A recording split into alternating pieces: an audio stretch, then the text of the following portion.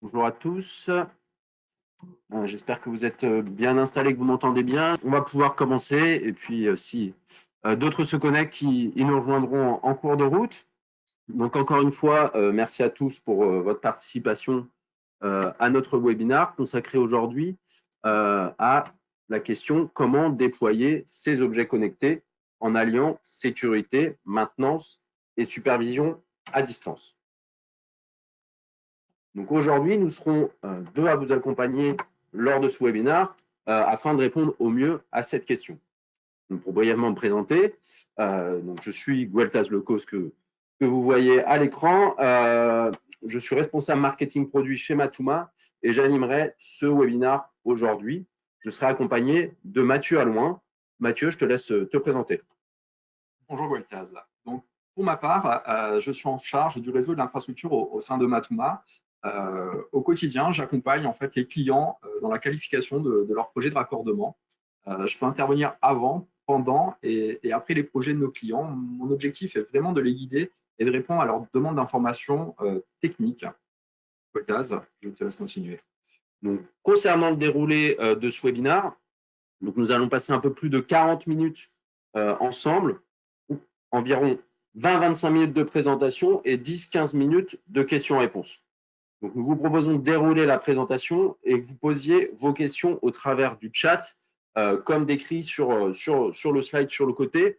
Donc, vraiment, c'est sur la petite flèche question chat. Vous posez vos questions et nous essaierons de répondre à un maximum de questions lors de la session questions-réponses à la fin. Pour rapidement mettre le contexte et présenter Matouma, donc nous sommes fournisseurs de cartes SIM machine to machine, mono et multi-opérateurs et de services IoT M2M industriels. Donc, nous avons plus de 600 000 cartes SIM déployées et nous gérons les flottes d'objets de cartes SIM via une plateforme de gestion de plus de 2500 clients. Depuis notre création en 2012, nous avons cessé de croître pour être aujourd'hui 45 employés avec un chiffre d'affaires de 15 millions d'euros sur l'année 2019. Pour ceux qui se posent encore des petites questions sur la connectivité et comment choisir sa connectivité IoT M2M, donc nous avons fait un premier webinaire sur le sujet. Donc n'hésitez pas, si vous vous posez ces questions, de pouvoir revisualiser ce webinaire qui est présent sur notre site internet. Donc là, aujourd'hui, on va aller sur une étape un peu après. Donc, vous avez déjà choisi votre connectivité, vous avez choisi la carte SIM, et donc là, on va vous accompagner sur ce point-là. Donc, sur la question comment déployer ces objets connectés, donc là, aujourd'hui, on va parler de sécurité. Ça va être véritablement la sécurité des flux de données transitant par les cartes SIM et le réseau opérateur. Concernant la maintenance, donc là, on va être véritablement plutôt sur les aspects de mise à jour software, logiciel et comment réussir à optimiser ces actes de maintenance.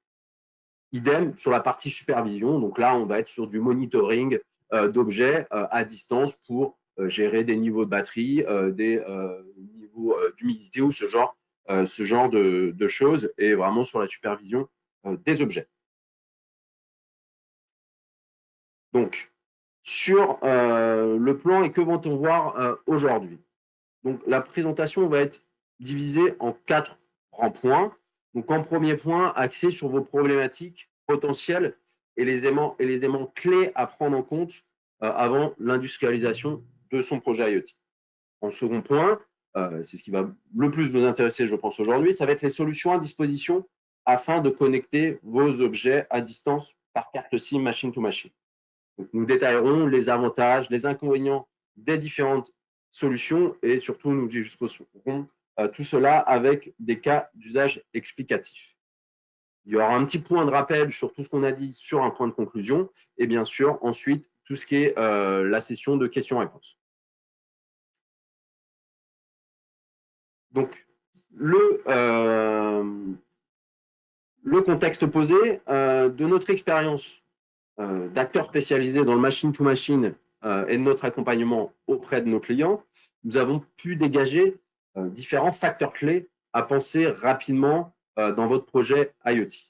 Donc, en premier lieu, il faut bien évaluer les éléments nécessaires pour passer d'une phase de prototype à une phase industrielle. Donc, ça va comprendre des aspects aussi bien financiers. Donc là, quand on parle de financier, ça va être bien évaluer le coût de sa connectivité dans son business model. Il est toujours plus facile quand on va chez un client d'annoncer un prix.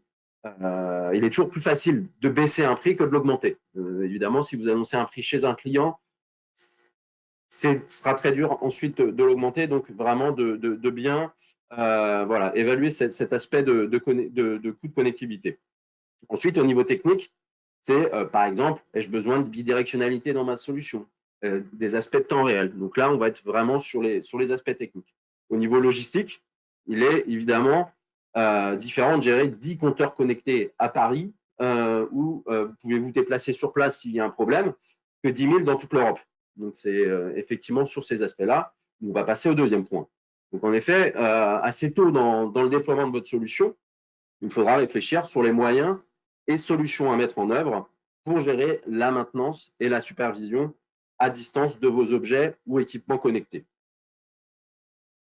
Dernier élément, ce sera tout ce qui est régulièrement, effectivement, en ce moment à l'actualité, à la une de l'actualité, c'est tout ce qui est sécurisation des flux de données et la fiabilité de vos remontées de données liées à vos objets, qui va être aussi bien entendu indispensable pour satisfaire vos clients et donc c'est sur ce point-là qu'on va beaucoup s'attarder aujourd'hui. Donc les éléments clés en tête passons désormais aux solutions à disposition. Mathieu, je te laisse reprendre la main sur ces aspects techniques. Donc, nous allons voir là comment connecter vos objets à distance via des cartes SIM M2M, donc de façon très vulgarisée pour que deux entités, que ce soit deux ordinateurs, deux serveurs ou deux objets, puissent communiquer ensemble. Il leur faut une information technique qui leur permet d'être à la fois identifiés et identifiables sur un réseau. Cet élément technique, il s'agit simplement de l'adresse IP. Pour mieux comprendre ce qu'est une adresse IP, on va retranscrire cette idée dans notre quotidien aujourd'hui. Imaginez que vous souhaitez envoyer une lettre à une personne X. Pour cela, vous avez besoin de connaître son adresse postale. Pour qu'un objet puisse communiquer avec un autre objet, c'est la même chose. Il lui faut connaître et identifier l'objet distant via son adresse IP. Pour cela, il existe différentes typologies d'adresses IP. Tout d'abord, on va avoir des IP qu'on va qualifier de fixes, c'est-à-dire que l'IP restera statique et identique à chaque reconnexion de l'objet, ou des IP dynamiques. Si on n'a pas besoin de conserver cette IP-là, à chaque reconnexion, potentiellement, l'objet peut avoir une nouvelle IP. Ces IP peuvent être de nature. La première, c'est une IP publique. IP publique, ça veut simplement dire une IP qui est visible sur Internet, ou alors une IP privée, et dans ce cas-là, non visible sur l'Internet, qu'on pourrait qualifier de public. Ces éléments fixes, dynamiques et publics IP sont associables, c'est-à-dire qu'on peut avoir des IP publics fixes, des IP publics dynamiques, ou bien des IP privés fixes ou des IP privés dynamiques. Les bases posées sur ces aspects d'IP, intéressons-nous désormais au moyen de connecter son objet. Donc Mathieu, peux-tu nous en dire un peu plus sur le sujet? Donc effectivement, donc pour se connecter à un objet à distance, on va avoir deux choix technologiques possibles. Dans un premier temps, via l'Internet public, que nous connaissons tous. Donc, c'est-à-dire que là, voilà, votre objet va se connecter sur Internet public. Donc, on va présenter son fonctionnement et les risques potentiellement qui peuvent être liés. Et dans un second temps, on va prendre l'exemple d'une carte SIM qui transite par un réseau privé, également voir ses avantages. Qu'est-ce qu'apporte également ce type de raccordement? Explication. Sur donc connecter son objet via l'Internet public, via des IP publics, qu'est-ce que ça va vous apporter? Par exemple, vous avez d'un côté un objet, typiquement un modem, une caméra, une alarme, un compteur qui dispose d'une adresse IP publique, et de l'autre côté, votre système d'information. Votre objet pourra remonter ces données à votre système d'information, donc à vos serveurs, mais également vos serveurs vont pouvoir accéder à votre objet via l'IP public dont l'objet dispose. C'est une solution qui est très simple à mettre en place, mais qui par contre voilà, est peu sécurisée, puisqu'en fait directement exposée sur l'Internet public. Ce fonctionnement est très utile si votre objet embarque, lui, nativement une couche de sécurité. Typiquement, un pare-feu, par exemple, ça va vous permettre de réaliser des actes de maintenance, de la supervision, mais gardez bien en tête, hein, faites attention, vous allez avoir accès à votre objet, mais potentiellement, tout le monde peut y avoir accès, puisque positionné sur l'Internet toujours public. Donc, à retenir, les points forts de cette solution sont la mise en place simple et peu technique, mais en contrepartie, l'objet étant accessible sur l'Internet public, toujours, les aspects de sécurité ne sont pas à négliger. Merci Mathieu. Ce qu'on va faire, c'est qu'on va illustrer ça avec un cas d'usage simple. Donc, dans la vidéosurveillance, on a de nombreux clients dans la sécurité et nombre d'entre eux vont utiliser les IP publics afin de faciliter leur prise de main à distance pour gérer ce qu'on appelle des levées de doute. Donc, une levée de doute, c'est quand il va avoir une alerte, une détection d'une anomalie, ben, le poste de surveillance, excusez-moi, va accéder à distance à la caméra pour vérifier si tout est normal ou non. Évidemment, s'il y a un problème, un agent de sécurité va être envoyé sur place afin de régler cette situation. Donc, souvent, nous sommes dans des situations côté l'utilisation d'IP public sur une prise de main à distance simple et souvent sur des objets peu intelligents. Donc, Mathieu, quelle autre solution nous avons à disposition? Donc, comme on l'a vu, l'autre solution est de connecter son objet via un réseau privé non visible sur l'Internet. C'est ce que l'on nomme en fait effectivement donc chez nous le réseau privé. Pour la connexion à un réseau privé, les briques techniques sont un petit peu différentes. Vous allez en fait raccrocher votre objet à ce que l'on appelle un APN privé, un Access Point Name privé, sur lequel vos cartes SIM vont venir s'authentifier. Une fois cette authentification approuvée, vos cartes SIM reçoivent une adresse IP privée, elle peut être fixe ou dynamique, et l'intégralité des flux que va générer votre objet, qui va le recevoir avec votre système d'information, devient privé. Aucune route d'entrée ou de sortie vers l'Internet public n'est possible entre votre device et la sortie de ce raccordement à ce type de service-là. Vous recevez directement l'intégralité des flux réseau au sein de votre système d'information. Autre élément à noter, c'est que les données vous sont acheminées via un lien sécurisé. Ce type de connexion vous apporte donc de la sécurité, de la bidirectionnalité native des flux, mais également une identification simple de vos objets lorsque l'adresse IP est fixe. En effet, l'objet conservera cette adresse-là à chaque renouvellement de session. En contrepartie, ce type de connexion nécessite une interconnexion un petit peu plus technique entre votre système d'information et l'infrastructure de votre partenaire afin de garantir l'étanchéité des flux qui sont échangés. Merci Mathieu pour ces explications qui, je l'espère, ont été comprises par tous. Si ce n'est pas le cas, si vous avez des éléments, vous avez un petit peu des interrogations, donc n'hésitez pas à poser vos questions dans le chat. On y reviendra à la fin de la présentation lors de la session questions-réponses.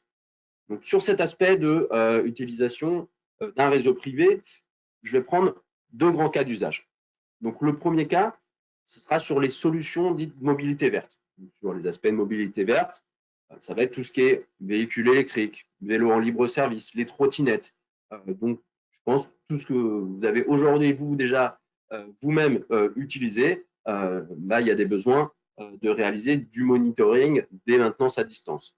Donc, pour nos clients, dans ce type d'applicatif, l'un des grands avantages de l'APN privé et du réseau privé sera de pouvoir gérer à distance les différentes mises à jour logicielles, et cela de façon simultanée sur leur borne ou leur véhicule. Comme bien expliqué par Mathieu, ça va être grâce à la bidirectionnalité et à un tunnel VPN unique sécurisé.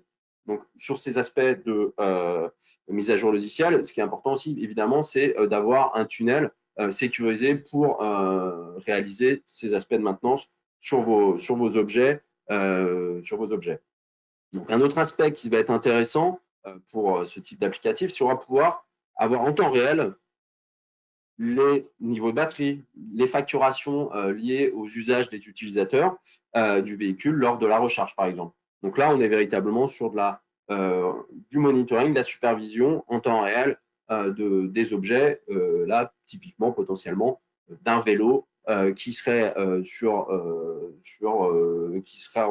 remis dans une borne et qu'on a besoin justement de monitorer pour avoir les détails d'utilisation. Deuxième cas d'usage, et aujourd'hui certainement où on a le plus besoin de réseaux privés, ce sera sur tout ce qui est gestion de l'énergie. Et donc, des cas typiques vont être les régies des eaux, d'électricité ou de gaz.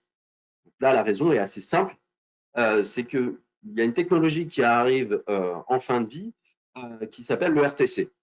Donc, le RTC, qui est le réseau commuté du téléphone. Donc, c'est un réseau filaire qui avait été installé dans les années 80 et qui est désormais obsolète et qui va être abandonné par les opérateurs de façon graduelle à partir de 2023. Donc, pour trouver une alternative, parce que effectivement tous ces acteurs utilisaient, quasi tous ces acteurs utilisaient cette technologie, ils ont dû se tourner vers une solution proche à la fois en termes d'utilisation et surtout le plus fiable possible. Parce que là, on est quand même sur des éléments très importants qui vont être la distribution de l'eau, la distribution de l'électricité. Donc, on ne peut pas se permettre d'avoir des problématiques à ce niveau-là. Donc, grâce au réseau privé et au tout IP, ils peuvent télégérer en temps réel leurs équipements terrain. Donc, via le compteur, via la télérelève, ils vont pouvoir avoir tout ce qui est données de consommation des usagers. Donc là, quand on parle de ça, ça va être aussi au niveau d'une ville entière, de pouvoir faire des détections de fuite. Et très rapidement, ils vont pouvoir intervenir et envoyer des techniciens sur place si besoin.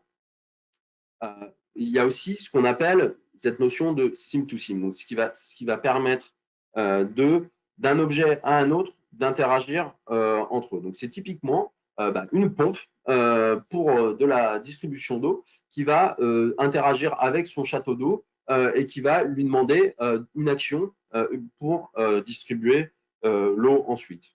Donc, on est vraiment, voilà, dans sur ce cas d'usage, on est vraiment sur une sorte de réseau de distribution et on a la nécessité d'être en réseau privé, réseau fermé.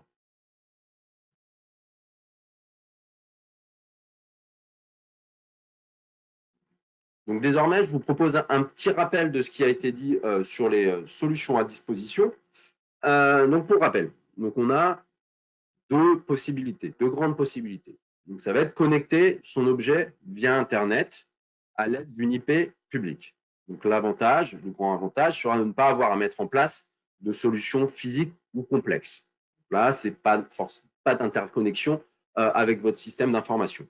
L'inconvénient sera que cette adresse sera visible sur Internet, donc assez peu sécurisée, et va nécessiter aussi une configuration par objet. Vous devez monter un tunnel par objet. Quand vous voulez faire un acte de gestion, vous allez devoir du coup monter un tunnel un par un. Deuxième solution, connecter son objet via un réseau privé et une IP privée fixe. L'avantage, donc, ce sera un accès à distance en temps réel sécurisé de vos objets et un lien unique, quel que soit le nombre d'objets connectés. Le bémol, ce sera la nécessité d'une interconnexion entre vos systèmes d'information et l'infrastructure du partenaire opérateur. Donc, avant de passer aux questions, à la session de questions-réponses, je vous partage quelques petites questions que généralement on pose nous-mêmes à nos clients, à nos porteurs de projets avant qu'ils industrialisent leur projet IoT. Donc là, première partie sur l'aspect de maintenance et supervision de vos objets. Donc ça va être, première question est très simple, combien d'objets vais-je déployer à terme? Donc c'est-à-dire évidemment que les problématiques vont être différentes pour 10 ou 10 000 objets connectés. Évidemment, voilà, comme ce que je prenais comme exemple lors de l'introduction, quand on peut se déplacer sur place pour faire de la maintenance, les problématiques sont moins importantes. Quand on a un certain nombre d'objets déployés partout, il faut avoir les bons outils pour les superviser et faire les bonnes interventions au bon moment. Donc, deuxième question à se poser, c'est comment justement ai-je prévu de gérer la supervision et la maintenance à distance de ces objets? Comme dit précédemment, gérer 10 000 objets, ça va être très différent et donc je vais avoir potentiellement besoin d'une solution technique différente que lorsque j'ai fait mes premières phases de prototypage, lorsque j'ai fait un premier POC avec un Raspberry Pi, et ben voilà, ça va être différent quand on va passer sur véritablement cet aspect industriel. Troisième question, c'est ai-je besoin d'avoir accès à mes équipements à distance en temps réel? Pour certains cas d'application, pour certaines solutions, le temps réel n'est pas forcément nécessaire. On peut très bien sauvegarder, enregistrer dans son objet un certain nombre d'informations et le remonter une fois par jour, ou le remonter une fois qu'on a une connexion Wi-Fi, une connexion Internet. Donc ça, c'est effectivement aussi important, cet aspect de temps réel, parce que ça va nécessiter aussi de mettre en place des solutions un petit peu plus robustes et donc ça va faciliter ensuite vos actions de maintenance et de supervision. Dernière question, c'est suis-je susceptible d'avoir besoin de faire des mises à jour ou du paramétrage à distance? Donc là, c'est véritablement, effectivement, j'ai un logiciel embarqué sur mon objet.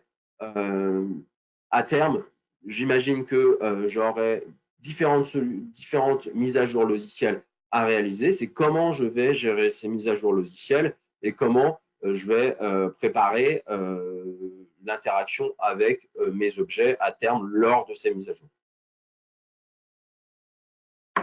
Il y a effectivement aujourd'hui un contexte de sécurité qu'il faut prendre en compte dans les projets. Et pour cela, il faut aussi également se poser ces questions-là autour de ce sujet qui est la sécurité. La première question à se poser aujourd'hui, c'est est-ce que mes objets doivent-ils être accessibles via Internet? En effet, c'est aujourd'hui la surface d'attaque la plus risquée dans notre quotidien. Cet aspect-là est donc primordial et à prendre en compte. Deuxième question, mes objets doivent-ils communiquer entre eux? Cet aspect va forcément avoir un impact sur le choix de votre connectivité, sur le choix de l'architecture, afin de garantir un niveau de sécurité également sur la communication interobjet le plus sûr possible.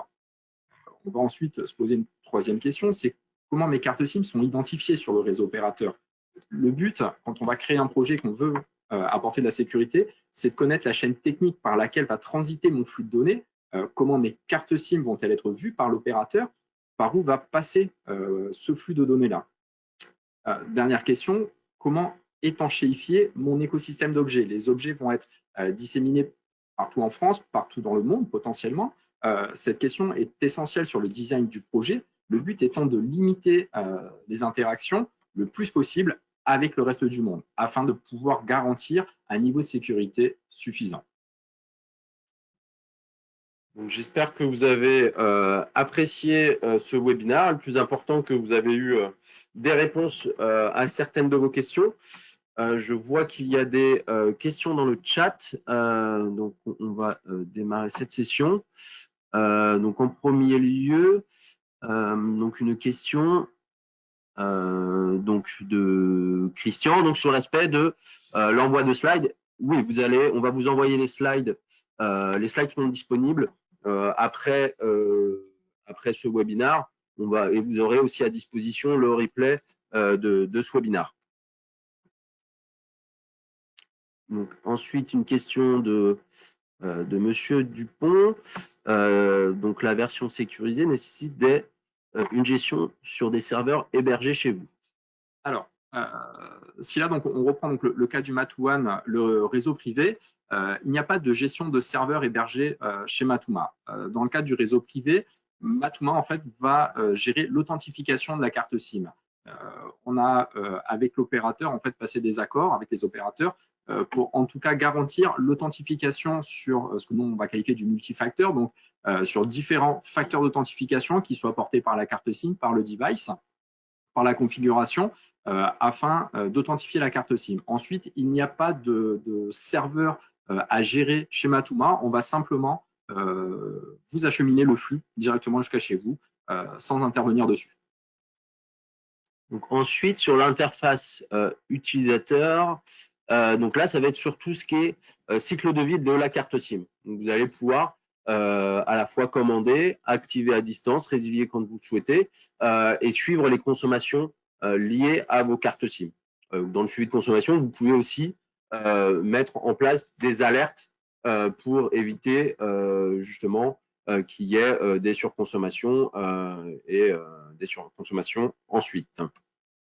Ensuite, question technique, quel est le critère de choix entre adresse IP fixe ou dynamique? Alors, le choix, effectivement, va dépendre de ce que vous voulez réaliser avec votre objet. Généralement, on va choisir une adresse IP fixe lorsque votre système d'information, vos serveurs, votre cloud, va vouloir accéder aux objets afin que les objets soient facilement identifiables. Il faut qu'ils aient toujours la même adresse IP. Le cas de l'adresse IP dynamique va plutôt se poser s'il n'y a pas d'accès, on va dire, montant vers les objets, mais uniquement des accès descendants. Il n'y a pas forcément besoin d'avoir une adresse IP fixe puisque l'objet, lui, va simplement demander à accéder à vos serveurs et son adresse IP à lui peut changer. Supervision instantanée pour la solution 2. Donc là, alors, supervision instantanée pour la solution 2. Donc, effectivement, la solution 2, alors je vais essayer de répondre le plus précisément possible. La solution 2 permet un échange de flux en fait en temps réel. Donc, supervision instantanée, je vais avoir tendance à vous répondre oui, effectivement. Sur la solution 2, donc sur la partie APN privée. Donc, dans le schéma sécurité, il est inscrit VPN IPsec. Qu'est-ce que c'est? Alors, le VPN IPsec, c'est aujourd'hui la façon la plus simple de raccorder en fait deux sites. Donc, premier site qui est considéré comme le site client, donc le système d'information client, et le service réseau privé. Donc, c'est un lien de connexion software, logiciel, mais qui apporte un haut niveau de sécurité puisqu'on va retrouver de l'encryption, on va retrouver de l'authentification et ça permet voilà, de raccorder deux sites, c'est ce qu'on appelle du VPN en fait, site à site, et de garantir l'étanchéité, la sécurité du flux et des données échangées. Donc, vous avez évoqué la sécurité et les régies des eaux. Est-ce qu'il y a d'autres secteurs pour lesquels il serait préférable de privilégier le réseau privé? Vraiment, on a pris l'exemple des régies des eaux, d'électricité, des gaz, parce qu'il y a effectivement vraiment cette problématique de la fin du RTC, et donc c'est très axé sur ce secteur. On est beaucoup sollicité. Sur un réseau privé, tout type de secteur peuvent être intéressés et ça peut être intéressant de mettre en place un réseau privé. C'est vraiment ce qu'on met en avant, effectivement, c'est sur les projets industriels. Dès que ça va nécessiter une maintenance, une supervision à distance importante, un réseau privé peut avoir beaucoup de sens. Mais encore une fois, sur ces aspects-là, ce qu'il faut, c'est nous, en tout cas, ce qu'on réalise, c'est ce qui se passe, c'est qu'on va qualifier le besoin, bien comprendre véritablement vos problématiques, les problématiques que vous pouvez avoir et que vous avez à terme en tête. Et après, c'est d'orienter au maximum. Vous n'avez pas forcément besoin tout le temps d'avoir un réseau privé, ce n'est pas forcément toujours nécessaire, mais voilà, dans tous les secteurs, ça peut être appliqué et il faut mesurer véritablement pour vous l'utilité ou pas de ce réseau privé.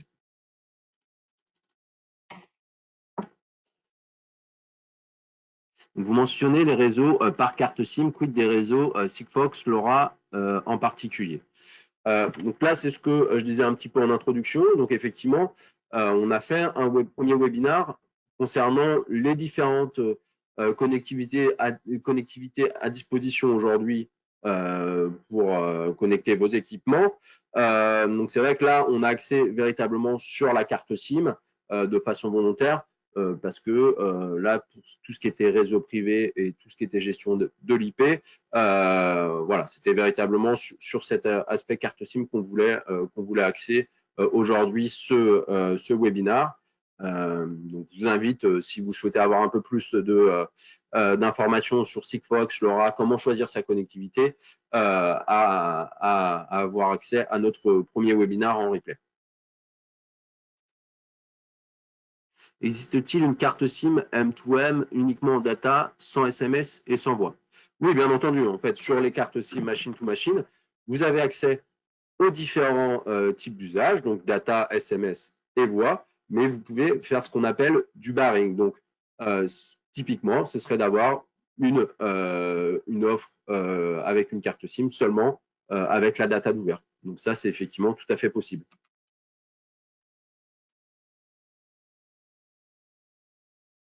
Question technique, donc Matouma a-t-il une appliance VPN à vendre à ses clients? Alors, Matuma ne vend pas d'appliance VPN.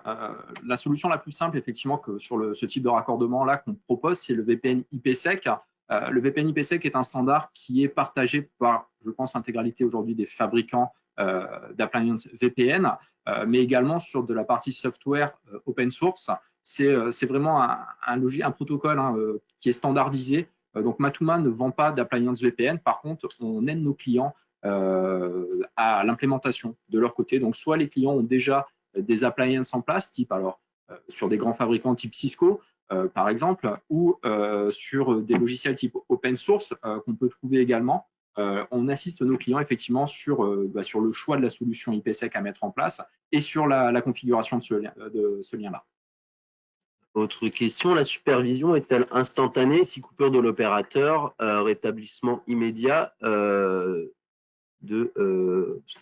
machine to machine.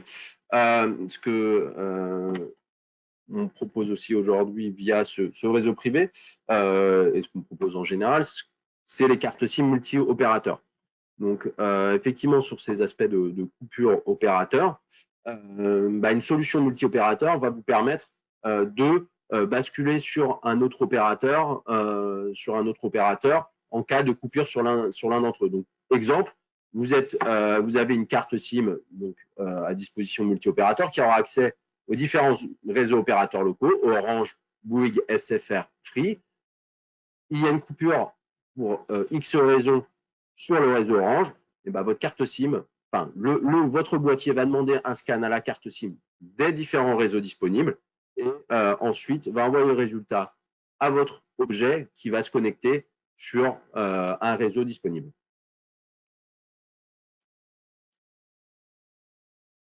Est-ce compatible avec du multi-opérateur? Donc, du coup, je viens effectivement de répondre à cette question. Oui, cette solution est compatible avec du multi-opérateur et même basée sur du multi-opérateur. Accompagnez-vous des projets à moins de 100 unités? Oui, bien entendu. Il n'y a pas, nous, de restriction sur le nombre d'objets à déployer. On va accompagner des projets d'une carte SIM à 20 000, 30 000, 50 000 cartes SIM. En fait, on va gérer un client de la même façon qu'il ait une SIM ou plusieurs milliers de SIM.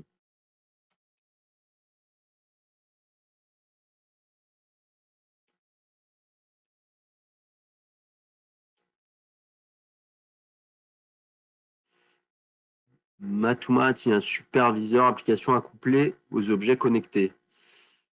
Donc, on va avoir effectivement notre plateforme de gestion pour les aspects de gestion de carte SIM et du cycle de vie de la carte SIM. Donc, sur l'aspect vraiment purement superviseur et l'applicatif associé, si c'est vraiment sur de la gestion de données. Là, il faut voir au niveau de l'objet ce qu'il est possible de réaliser. La question est beaucoup trop vaste. En fait, c'est des cas en fait à étudier sur chaque projet. En cas de dépassement de conso, une modification à la volée est-elle possible? Y a-t-il une tolérance? Donc, en cas de dépassement de conso, donc c'est via notre plateforme, il y a des outils justement pour suivre votre consommation de données au niveau de vos cartes SIM et au niveau de votre pool de cartes SIM. Ce qu'on réalise, ça va être ce qu'on appelle de la mutualisation de parc. C'est-à-dire que par offre, vous allez avoir un pool global à répartir entre toutes vos cartes SIM. Donc, typiquement, vous avez des cartes SIM avec, votre objet a besoin de 10 MO, donc vous avez une offre 10 MO avec 100 cartes SIM. Et du coup, vous allez avoir en fait un pool global de 1 giga où vous allez pouvoir donc du coup répartir les différentes consommations de vos objets. C'est-à-dire que si un objet fait de la surconsommation et que dans l'autre sens, il y en a un qui va moins consommer, ça va être à l'équilibre. Et comme ça, vous n'avez pas de mauvaise surprise à la fin du mois. Question technique. Donc, pour Matouane, il faut donc un équipement réseau type VPN Gateway chez le client, donc chez vous. Alors, effectivement, pour vous raccorder au réseau Matouane, vu qu'on cherche dans ce type de raccordement-là à étanchéifier le flux, il faut que le flux vous soit acheminé chez vous de façon sécurisée. Et aujourd'hui, la solution la plus simple pour acheminer un flux de façon sécurisée, ça reste le VPN à positionner donc chez vous, chez aujourd'hui les grands acteurs du cloud. Donc, quand on dit chez vous, ça peut être ce qu'on appelle du on-premise, qui est vraiment dans vos locaux, mais ça peut être du cloud, que ce soit du AWS, que ce soit du Google, que ce soit du Azure, sur les plus connus, offre ce type de connectivité vers l'extérieur au format IPsec. C'est vraiment aujourd'hui le standard pour se raccorder sur un réseau site à site, sur un réseau privé, afin de garantir un niveau de sécurité et d'encryption sur vos données. Effectivement, donc voilà, si vous souhaitez interagir avec vos objets dans un environnement privé non visible sur Internet, effectivement, la seule façon que vous allez pouvoir interagir, c'est via du VPN. Donc, VPN IPsec site à site. Il est possible aussi de mettre du VPN SSL, ce qu'on appelle du client to site, c'est-à-dire que là, c'est du VPN à la volée. Il est possible aussi de choisir cette solution-là. Autre question technique vis-à-vis de la solution, puis-je choisir ma plage d'adresse IP? Tout à fait. Sur un réseau privé, effectivement, il est possible et de toute façon, on va, lorsqu'on choisit ce type de raccordement, se mettre d'accord sur la plage d'adresse IP qu'on va utiliser pour vos devices. Ça va dépendre du nombre de devices, forcément, que vous allez estimer dans votre projet, mais également de votre plan d'adressage actuel dans votre système d'information. Donc oui, on va choisir avec vous cette plage d'adresse IP. Lors du déploiement de certaines cartes SIM machine to machine, celles-ci sont parfois sous le réseau de l'antenne à laquelle elle est connectée. L'équipement est parfois impossible à interroger à distance. Quelle est la chaîne de connexion APN IP dynamique? Alors, je vais relire la question. Donc, lors du déploiement de certaines cartes SIM M2M, celles-ci sont parfois sous le sous-réseau de l'antenne à laquelle est connecté l'équipement. Il est parfois impossible d'interroger. OK, donc là, en fait, on est plutôt sur des notions de routage, je pense, au niveau de l'objet. Les objets qui, à ce moment-là, je pense que c'est plus des notions de NAT plutôt que d'adresse IP dynamique ou fixe. Après, si on choisit sur le cas du réseau privé, si on choisit le plan d'adressage, normalement, on doit pouvoir tomber sur un sous-réseau différent de l'antenne. Par exemple, si on est sur un objet connecté type routeur, la carte SIM va pouvoir être sur un plan d'adressage différent du réseau que distribue le routeur, par exemple. Donc là, sur le cas du réseau privé, ces problématiques-là sont, je ne vais pas dire contournées, mais en tout cas sont évitées. Donc, autre question. Bonjour, comment évaluer les coûts de communication privé vs public, fixe, dynamique, nombre de devices, etc. Y a-t-il un outil d'évaluation des coûts? Donc, sur ces aspects-là, donc en tout cas chez Matouma, donc c'est vrai qu'on est, on va d'abord véritablement vouloir interagir avec vous pour bien qualifier votre projet, bien comprendre vos problématiques et véritablement pour vous orienter vers la meilleure solution selon vos besoins. Donc, on a tout un catalogue de solutions à disposition chez différents opérateurs. Et donc, du coup, on veut vraiment interagir avec vous pour bien comprendre votre solution et vous positionner sur la bonne solution et le bon tarif selon vos besoins.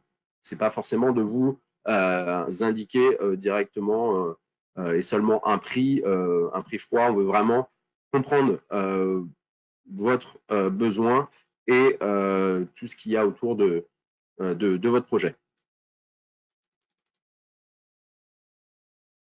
Si problème de connexion opérateur, y a-t-il une incidence sur le machine-to-machine? Donc là, c'est ce qu'on évoquait tout à l'heure aussi avec le multi-opérateur. Donc la carte va vous permettre de switcher d'un opérateur à un autre si besoin.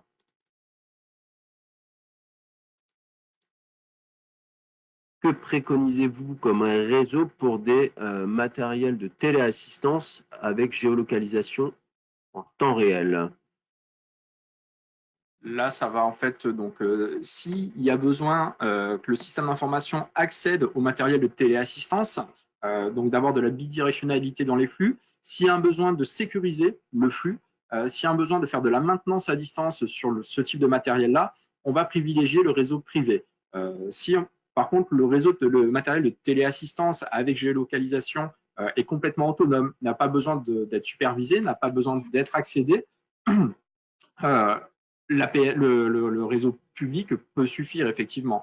Ce type de questions-là, généralement, voilà, nous, on aime bien échanger avec les clients, comprendre leurs besoins, puisque chaque projet est différent. Et le but, voilà, on est habitué, nous, à vous poser les bonnes questions pour vraiment vous aiguiller vers la bonne solution. Donc là, on aura tendance à dire la question posée comme ça, que la partie publique peut suffire. Après, à voir si le projet, la notion de sécurité est importante, quelles sont les interactions qu'il va y avoir avec l'objet, et la réponse peut changer en fait à ce moment-là. Donc, sur ces points-là, véritablement, on vous invite du coup à nous solliciter directement. Vous avez mes coordonnées, donc n'hésitez pas justement à me renvoyer un mail pour qu'on puisse ensuite interagir et que comme ça, on vous donne encore une fois les bonnes réponses à vos différentes questions. Combien de temps d'installation faut-il prévoir? Sur la partie publique, donc sur de l'IP public, il n'y a pas de temps d'installation finalement, puisque vous recevez votre carte SIM, simplement de l'activation de la carte SIM, et c'est immédiat. Sur la partie réseau privé, il faut compter à peu près 5 jours, ce qu'on appelle donc de raccordement. Ces 5 jours, ça va comprendre simplement le design et la création de votre environnement côté opérateur, et également de l'interconnexion à ce service-là. Donc généralement, ce qu'on appelle donc en 5 jours hommes, l'installation est effective. Dans le cadre de la surveillance des cultures à grande échelle, quelle architecture proposez-vous? Là, je pense que c'est vrai que ça a l'air d'être une question quand même assez précise. Là, il faudrait effectivement peut-être nous recontacter parce que là, il y a pas suffisamment d'éléments pour vous véritablement vous orienter. Donc là, je vous invite à nous recontacter pour qu'on puisse évaluer effectivement et vous orienter encore une fois vers la bonne solution. Donc j'ai une interaction sur les 5 jours pour un opérateur ou plusieurs. C'est 5 jours pour l'intégralité en fait. Vous, Matouma, on travaille directement sur la partie multi-opérateur, donc on est déjà raccordé. Donc nous, en 5 jours, c'est sur la partie multi-opérateur. Et donc concernant l'ordre de prix, donc c'est ce que j'évoquais précédemment. Véritablement, là, je vous invite à nous recontacter encore une fois pour qu'on puisse véritablement évaluer vos besoins et vous orienter vers la bonne solution. Donc, nous avons fini sur cette partie questions-réponses. Donc, j'espère que vous avez apprécié cette présentation, que vous avez eu un maximum de réponses. Encore une fois, n'hésitez pas à nous recontacter, à nous solliciter si vous avez toute question par rapport à ce webinaire ou à votre projet IoT en général. On se fera un plaisir d'y répondre. Merci beaucoup. Très bonne journée à vous. Merci à vous.